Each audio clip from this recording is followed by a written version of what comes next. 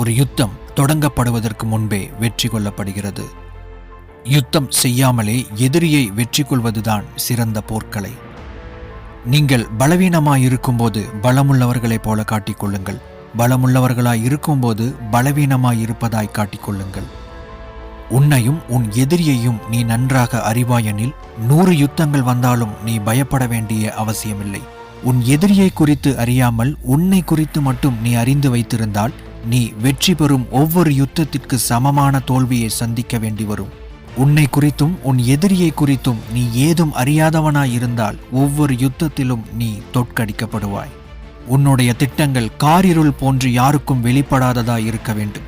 நீ உன் செயலை துவக்கும்போது இடியை போன்றும் இருளை கிழித்தெறியும் மின்னலை போன்றும் எல்லோரும் பார்க்கும் வண்ணம் அது வெளிப்பட வேண்டும். குழப்பத்தின் நடுவே வாய்ப்புகளும் அமைந்திருக்கின்றன. வெற்றியாளனாக இருக்கும் ஒரு போர்வீரன் முதலில் வெற்றி கொண்ட பிறகே யுத்தத்திற்கு செல்கிறான்.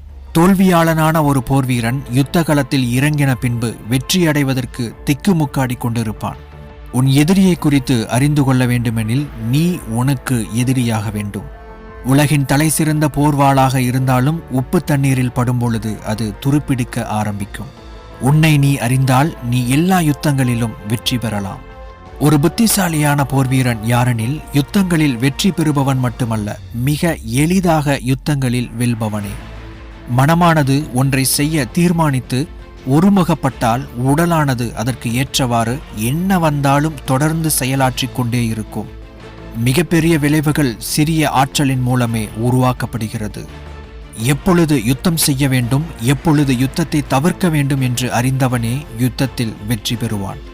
ஒரு யுத்தத்திற்கான யுக்தி மற்றும் அதற்கு ஏற்றவாறு செயல்படும் திறன், இவை இரண்டுமே ஒரு யுத்தத்தில் யார் வெற்றி பெறப் போகிறார்கள் என்பதை தீர்மானிக்கிறது.